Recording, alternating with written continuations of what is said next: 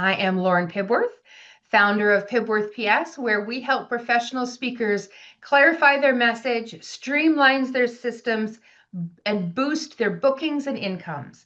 And today's session delivers on our mission, behind the scenes insights from industry speaker pros. So I've invited one of my amazing friends and brilliant CRM developer. He builds next level systems for speakers' growth. We're thrilled to have Taylorr Payne, co-founder and CEO of SpeakerFlow with us. SpeakerFlow is the CRM and operational hub that's built specifically for speakers and thought leaders. Taylor's passionate about helping thought leaders build systematized businesses so they can spend less time in the weeds and more time in flow. Welcome, Taylor. We're really glad to have you. Oh, thank you for having me. It's good to be here. Taylor is fresh back from Influence Indeed. right now. And if you head over to LinkedIn and take a look at his profile, you'll see kind of some really cool things that he brought to Influence this year. Taylor and I have both we've co-presented, we've been on each other's podcasts, we've and both also been sponsors at various speaker events. So we're old pals, right, Taylor? Oh, we go way back. Yeah. Since honestly the first 6 months of SpeakerFlow. I mean, we're going on 6 years of knowing each other. Isn't that I did not Think about realize that. that it was that 6 much, but years. somebody Time get me my flies. teeth. I know.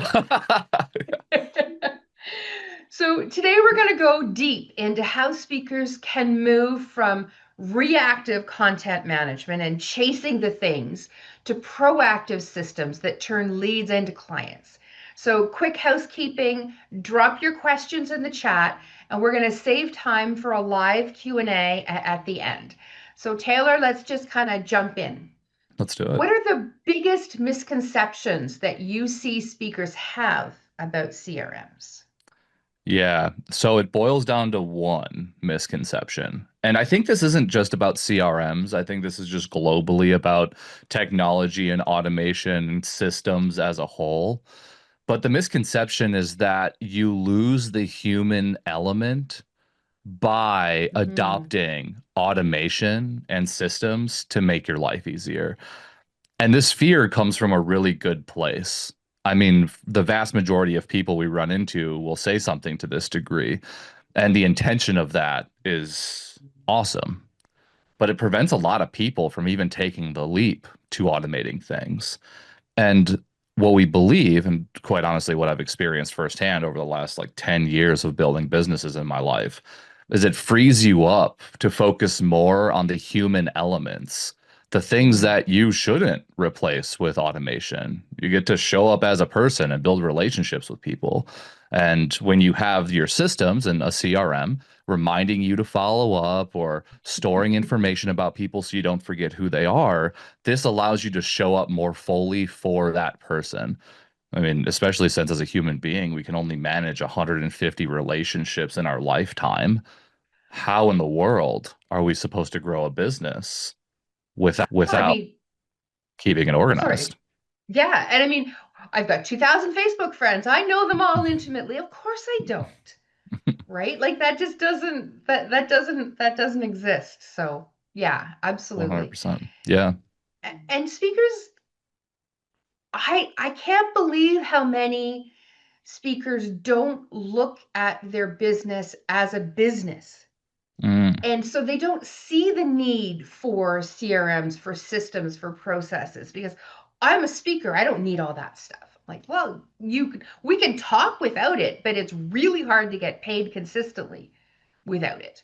Right. Yeah, So, that's exactly right. Well, and the other yeah. thing too here is like we hear all the time, like, oh, maybe I'm just not ready for something like this, as if this is like the creme de la creme, which is, I mean, not really. The point of systems is that it eliminates the friction you have right now, and over time, you solve for more friction and you continually iterate on it. And for a lot of people who are just starting out, this is where I get the pushback the most. I just don't need a CRM yet. I'm not busy enough. But when is the most activity ever happening to build a business? when you're building the thing, like right, like we need the most tracking of relationships. We need to be the most organized. We're spread the most thin.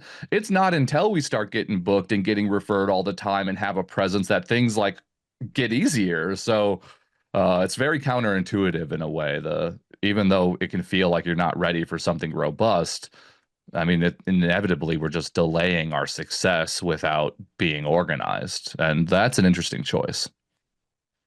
I love that. Thank you. Yeah. So, for speakers who feel overwhelmed by the tech, because there Mhm. is tech involved in a CRM, what are Mhm. the absolute must-haves a CRM has to have in order to help them grow their business so their business can go to the next level? Like, Yeah. what do they have to have? So I'm going to slightly rephrase this. It's not that the CRM needs to have anything. All CRMs do CRM things. They allow you to send emails, set follow-up tasks, log notes, put contacts in, put deals in. There might be some fancy stuff in there like task audit and contract automation, website forms, blah blah blah. I mean, a CRM is a CRM for the most part. It's the what you do with it on a regular basis that makes the difference. And so we talk about three essential habits. This is the part that we need to get right before we build any other systems around us. So the premise here is that your CRM in a perfect world is the hub to your entire business. For example, before all you guys joined in today, Lauren and I were chopping it up, and I remembered the last time we chatted, she was working on house renovations. Lauren, I love you, but it is impossible for me to remember that. How did I remember that? Well, I stored some info about that Mhm. conversation with Lauren so that when we chat next, I can show up more fully as a human being. And so all of the CRMs in existence have these features to, in essence, track your customer journey. Now, we can layer in some more complexity there where CRMs will talk with your other apps in your business so you can truly see everything. But that's not even the most important part. The most important part are the three essential habits, and they boil down very simply. The first one, this is really exciting. It's absolutely riveting. You guys are going to love this one. You ready? Data entry. Now, I'm going to pause for a moment. We'll expand on this topic. We can make data entry a lot easier by way of automations. Simple things like when a website form gets submitted, let's send that into the CRM, create a lead, create a follow-up task, add a note with the form details. We don't have to do that. Or if you have a QR code on stage where it's like, I want to refer you, I want to talk to you about hiring you, I want to be on your newsletter, talk it out-esque thing, or just a form that does the same thing. If somebody says they want to refer you or hire you and you got 40 of those things, it'd be really lame if you had to manually put those people into the CRM. And I don't care how much money is on the table, the vast majority of people are going to bail on that if that were to happen. So we need to get the data in there in a more automated fashion.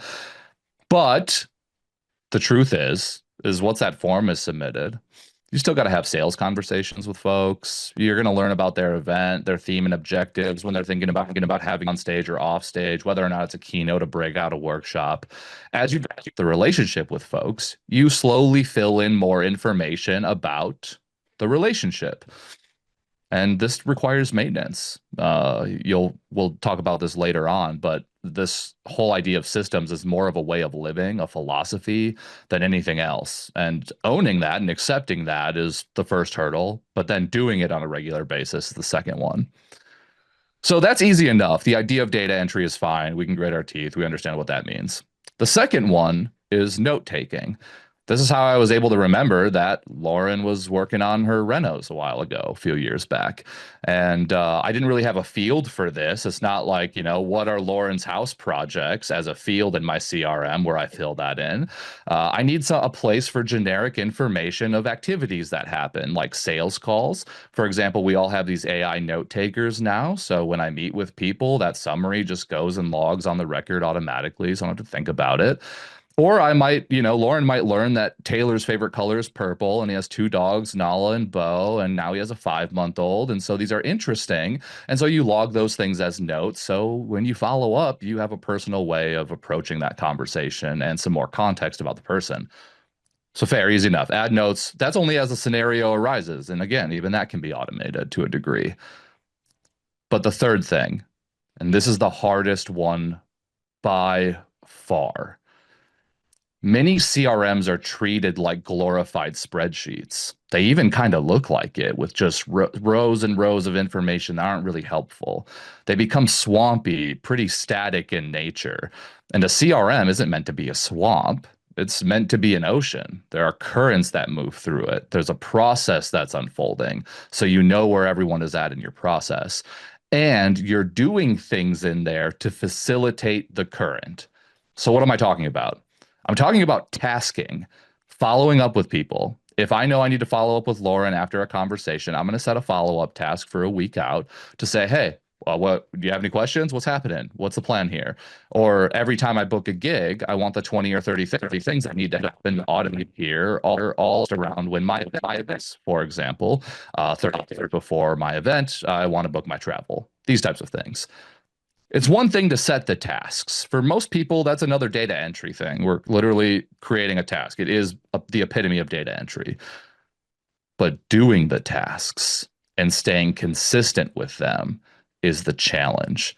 And the reason for this is because we end up in these sprints, these spurts and spats of huge activity. I just was talking to somebody at Influence just like a few days ago, and they put in 1,000 leads and put all of them into an automatic cadence, and then had like 1,000 tasks at the end of that cadence to like go and review all of those people. And it's like, that's not sustainable. We're on the extreme end of the spectrum in that scenario. And instead, we need to be really gracious with ourselves. We're busy people. We're wearing so many hats. And even like me, the owner of SpeakerFlow, I'm in my CRM all the time on a daily basis updating things, but I'm going to level with you guys. I haven't done my CRM tasks in a whole week. I've been busy at an event doing the whole thing, and now I got to go do some updating and whatever. But I make it a goal. 60 minutes a day, I'm doing revenue generating activities. And sometimes for 5 days in a row and for way more than 60 minutes, I'm at an event doing revenue generating activities. So I say, you know what? I'm going to pause. And next week, when I get back into my rhythm, I'm going to get into my CRM tasks and I'm going to try and get that task list level 2 or 3 times a week. If you miss a day or a week even of following up, it's not the end of the world. But you miss 2, 3, 4, the habits start to slip away. And if all we did, one of my greatest success stories with a client, he's been working one-on-one with us for the last 5 years with me personally. He went from $50,000 when he signed up with us in his first year to $980,000 as a single speaker. His fee going from 5 to 27.5 in that time. And this guy only uses the CRM. Out of all the apps in the entire SpeakerFlow suite, no email marketing. He doesn't even like send contracts out that way. He just sends a PDF. Like it's none of the fancy stuff, but he's disciplined, and every single day he gets after it, following those 3 essential habits. And if we do nothing else, even if we don't make more money, we end up freeing up all the crap that's in our head. Did I follow up with Bobby? Did Shelly pay that invoice? Did so and so do whatever? And we don't have to think about that, and we can just lean on our task list. We end up in flow, that creative zone of genius where we're not inundated with a bunch of crap we don't even know is in our head. So this was a really long-winded way to answer your question, Lauren, but it really boils down to not what the CRM has. They all have, period. It's what you do with it on a consistent daily basis that really makes the difference. So if behavior matters more than tech, which is basically what you're saying, what mindset or habit shifts help speakers to use their CRM consistently? Like, how do they get there? How do you get that? Yeah, for sure. So, Anthony, I saw your question pop up. Yeah, take 3 is tasking for sure. Doing the tasks, setting the tasks, doing the tasks on a regular basis. The consistency is the important keyword in that number 3 essential habit. To get there is a personal journey. And sometimes we got to see a therapist to uncover some of those reasons. So I'm not that, but I'll share with you what I have found to work pretty well so that we don't have to pay a therapist. For most people, when it comes to systems, the reason why we resort back to our old ways of doing things, the spreadsheets or inboxes, or depending on who you are, the chisels and carrier pigeons, is because the input the stuff you're putting into your system is greater than the output. It's nuclear fission, and we want nuclear fusion. We want the input to be less than the output, the benefit that we're getting from it. So the objective is, how do you make the input smaller than the output you're getting? And for the vast majority of people, it happens when they dedicate 3 weeks, about 21 days is how long it starts to form a habit, or the inclinations of one. That's the shorter end of the spectrum. Somewhere between 21 and 65 on who you are is the real number there. But if you focus on those essential habits, what happens is you start to feel the relief of not having to store the information yourself anymore. And you feel that very quickly. And you start doing those basics. And now, because you've been doing those basics, your dashboards are telling you all the fun things, like how much money you've made and how many tasks you've completed. And now you're able to fill out contracts automatically because you've gotten good at the data entry part. And now you're buying back 30 minutes of your life every time you press that button. And when you start to equate the fact that systems buy you the only thing you can't buy, which is time, and that's freeing you up, that's when the connection happens for most people. But it's a lived experience thing. It's very easy for me on the other side of this camera to say, this is how it's done. But sometimes it takes starts and stops and backs and forth before we really get there. But you can get there. It's just we have to be committed to that journey. And like I said earlier, this idea of having systems in your business, it's not a, I'm going to set up a system, I'm never going to have to think about it again. It's quite the contrary. It becomes the way you start thinking. You start to think differently once you have systems in your business. It's a philosophy, it's a way of living, and it's an iterative thing that happens over time. And so mission one is we have to be committed to the journey, and we have to be excited for that journey. And that's what's going to pick up when motivation lacks. We need discipline to kick in. The first week, I see it all the time. The first week of somebody using the new SpeakerFlow CRM, super exciting, lots of activity, very motivating. It's coming from an extrinsic source. I'm going to make more money. I'm going to save more time or whatever. But there's only so much electricity in that battery. And when that drains, that's where discipline needs to kick in. And so again, it takes 21 to 65 days or so to form a habit. But once you're in that habit and you start to feel the relief, and you know what to look for, that relief is something we tell people to look for. Now we can say, all right, the input is less than the output. This is making my life easier, and I'm committed to it. And that doesn't mean you're committed to it forever and always. Again, sometimes we get busy. Sometimes the CRM gets messy. We need to take a second to do some spring cleaning occasionally and revisit what automations we have. But it's the acceptance of that journey that gets people further down the path. So I'm listening to you talk, and I'm equating this back to the websites and the things that we build for our clients. And I'm hearing you. I'm like, oh, I have said this to myself so many times that, it's one thing to build a beautiful website. It's one thing to have it optimized and accessible and have all the things. And you're like, okay, I have a website. Now I'm going to get some business. And you sit back and you wait, and you don't understand that just because you're holding a rake doesn't make you a gardener. Right? You need to actually work the tools that you have. You're going to need to work your CRM. You're going to need to put some effort in. Having an amazing website and the best messaging and have it be gorgeous and all of that, and not sharing it, not using your lead capture, not sharing out your lead generation things, not doing all the things to actually use the tool that you have, right, is not going to give you the results that you deserve. That's right. So no matter what you're investing in, a CRM, a website, lead generation, a new headphone, if you don't use it, it's not actually helping you. Yeah, 100%. This is the whole reason why SpeakerFlow got started. I mean, we saw this sea of speakers, thought leaders that just didn't have any systems in place. And we didn't really understand why. That was just came from a place of ignorance, just because we understood systems from a younger age, let's say, and we found them valuable early on. We just thought it was kind of like a given, like everyone has systems, you know. Like I recently had one side only of my fence replaced.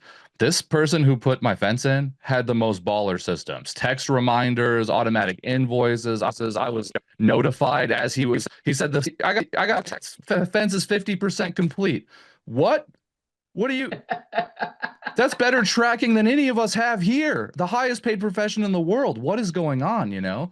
So we looked at the business, the market, and we had lots of questions. We talked to hundreds of people about this problem, and it was never a software problem. I mean, there's a lot of great tools out there, and they do incredible things, but it's just the using of them, the implementation of it, the customization of it, the answering the I don't know what I don't know. How do I make the most of this thing? Like, that's a huge journey to go on. And for like the same reason I called a plumber when my sink breaks, I can fix my sink probably like 4 trips to Home Depot and like a half day, and it still leaks a little bit afterwards, but it still turns on. It's fine, right? Or I could just call the dude with the P trap in the trunk and then have it done, and then I can just use my sink. And like that's what we realized the gap was when it comes to systems in this market. The how do you just use the sink, you know? Mhm. Yeah, yeah.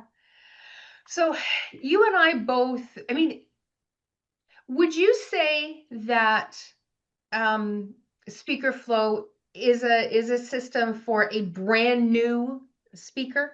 hmm Sure. This is a good, I get this one a lot.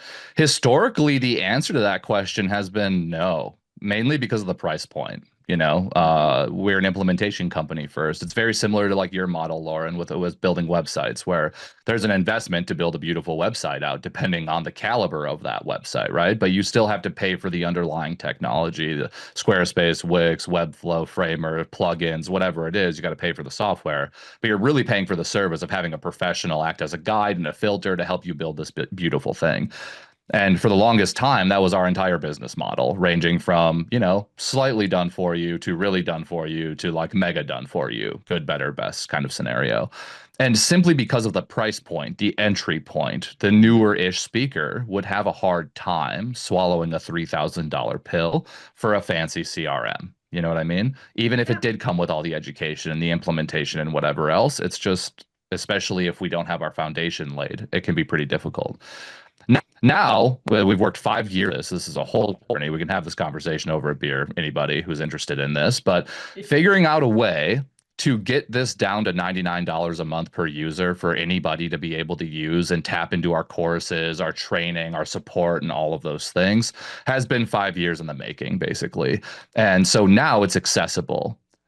But does that mean the new speaker is good for it? Still depends. Yeah. Here's how you know when you're ready for systems. You've got something to sell. There's a whole journey that happens before that. We have to, I mean, start our business first and foremost. Where's that going to Yeah. live? Like, do we have an LLC? Where is it? Get the lawyers, the contract, the whole thing, right? So you do that.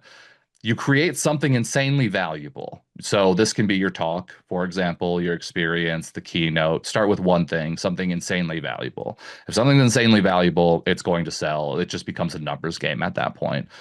Now we have to decide who's going to buy it. So I have this insanely valuable thing. I know it's valuable. I have all this lived experience. Who's going to buy it and who do I want to sell it to and for how much and those things. The ideal client profile, what does the business model look like? How are you going to make money? And then now you have to translate all that messaging into a beautiful website, a brand, a way that people understand the story that you're trying to communicate. Because even though it's pretty easy for us, having created this really valuable thing, it's totally easy for us to understand why it's valuable. But getting that across in Mhm. communication can be a journey sometimes. And so usually you have that bundle and you sell it like once, maybe twice. You get the confirmation that the thing I have, it's going to make money. Now we're ready to pour gas on the fire. We're going to be reaching out to more leads. We're going to get referrals from the audiences we're speaking to. We got to reach out to our past clients now. And that's the moment where a CRM can be very valuable. So yes, to the new business, it's accessible. It's beneficial to have the second you're ready to start pouring gas on your fire. But you still got to collect your sticks. and get some kindling together and make Yeah. sure the sticks are dry. And then you still got to light the fire. And then now we can pour gas on it. And in the physical world, don't doesn't tear to you. But for like many people here, when you're ready to pass on that fire you just built, now it's Yeah. time to level it up. Now, Well, can I please clarify this though? I really want to. I yeah. want to say something here on the personal front. If your goal is to keep this really simple, I have some speakers who like they just want to speak, I don't know, 10, 20 times a year. They're pretty good about getting the fees because of maybe they had some experience in their own industries in the past, or maybe they had some sales wit, so they just feel confident in their conviction to do so. And they want to keep it easy. And look, if you're selling 10 or 20 gigs a year, that's still a lot of work. You know, the law of average says 50 conversations leads to a deal. So do the math on that. Still 1,000 people roughly we got to kind of engage with before that happens. But for some, it's just a choice to not really have a lot of sophistication in the business because really it's not meant to be a true business for them. It's meant to be a passion, a way they make money. They're just cool with that. But if you want to have a business, you want to be able to bring team on board and teach them how to use this thing potentially, or you just want your life to be easier, then systems are beneficial for sure. But you kind of have to address that for yourself because it's totally okay. Like even if you have a speaking business and you don't have a CRM and you're good with operating on a spreadsheet and you're good at that and it's hitting the goals you have and you're satisfied with life and business and the whole load, like mission freaking accomplished. You know what I mean? That's a beautiful thing. Let's ride that wave. Yeah. But if at any of that's incongruent and things are hard to run and things are slipping through the cracks and we're just causing ourselves more stress than not, that's when the pain is high enough to solve for, you know? Yeah. I do. I do. I mean, I have prospects come to me and say, "I've always wanted to be a speaker. Will you build me a website?" Like, Mhm. no. First, be a speaker. Yeah, right. What do you got to say? Yeah. I can't possibly market you if you Right. don't know what your topics are, you don't know who's going to talk to you, you don't know why they would pay you. You're wasting your money. Figure that stuff out first, Mhm. and then I can market you. You're saying the same thing. Get some stuff in place. If you've never had a client, you don't have a lead, and you don't have a business, it's not time for a CRM yet, Yes, 100%. right? Yep. So we've established that neither one of us is for the new. So, what are some signs that it's time to upgrade your CRM or rethink how you're using it? Yeah, so I have this pending book title, but the idea is friction list to frictionless. So Mm, as we are in our businesses, there's tons of moments and times, even SpeakerFlow customers. I have no shame in admitting this.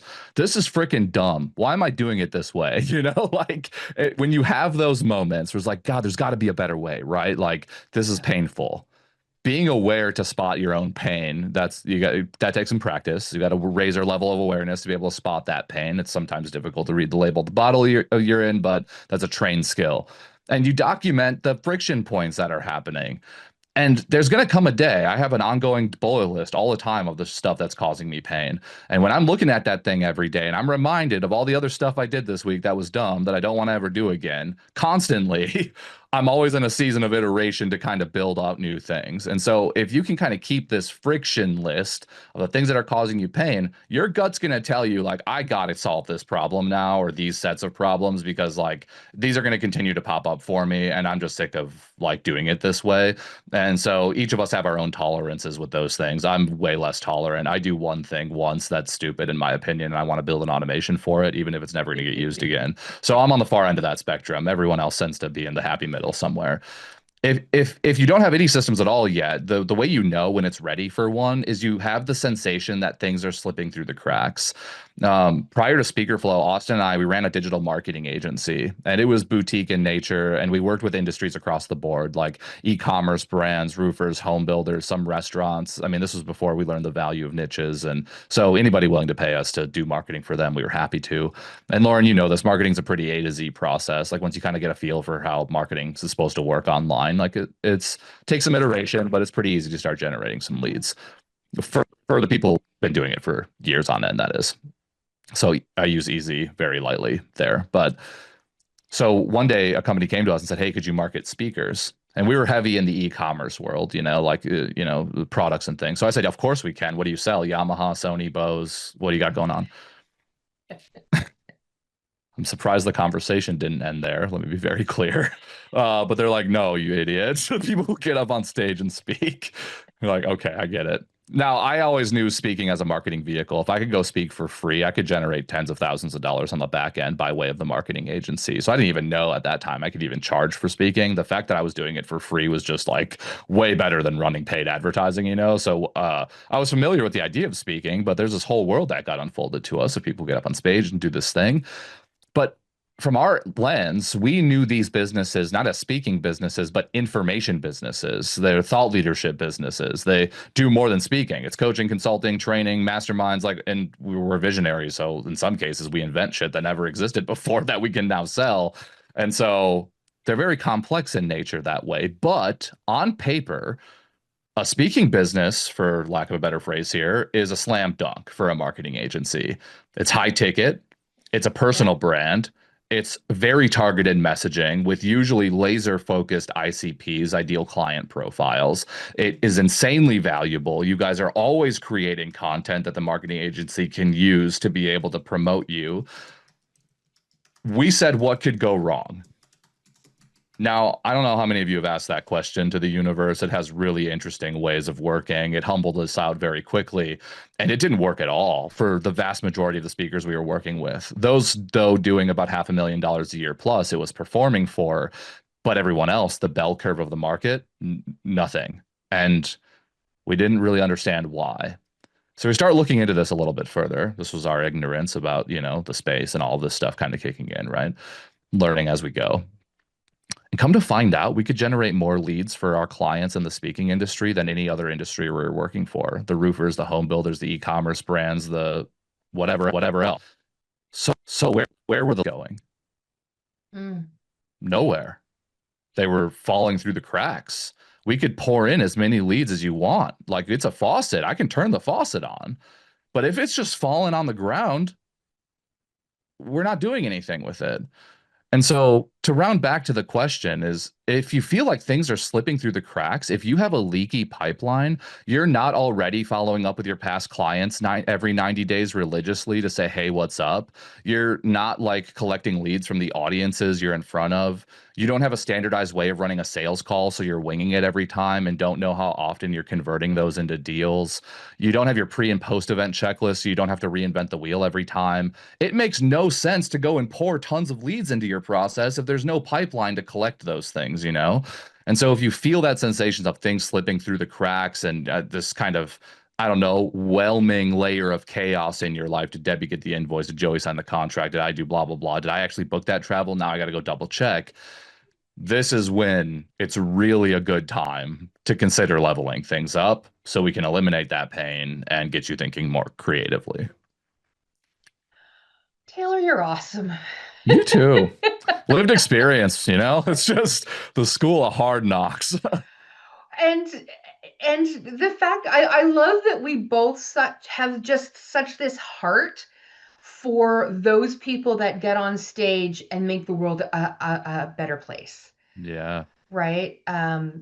This is why I I'm quit a the agency, is because I was marketing for roofers and taco places, and like I can Yeah, sell more tacos, I guess, but like I don't know. Like, is there a better way to like create impact in this world and like hear of all these people who are intrinsically motivated and want to make the world a better place? Like it's such a rare industry. I it don't know if it is. exists anywhere else in any other format, to be honest. I don't know either. Yeah. I love the people who are in it to increase their income and their impact. Hmm. I think those two pieces working together makes for ideal clients for us, and they become just better people. I think when those two things, if all you want is impact, then it breaks my heart to see you sell yourself short a little Yeah. bit. I think those are the two pillars that, I mean, the clients that work best with me tend to lean on. So Mhm. We're approaching our end of our time. So Taylor, thank you for sharing your insights. Indeed. CRMs get talked about a lot, but they're seldom used, at least used effectively, as we've said. So from setup to automation, you've showed us kind of the right tools and habits, how to transform a speaker's business into something that really drives, well, their income and impact. And to everyone on the call, thank you for watching.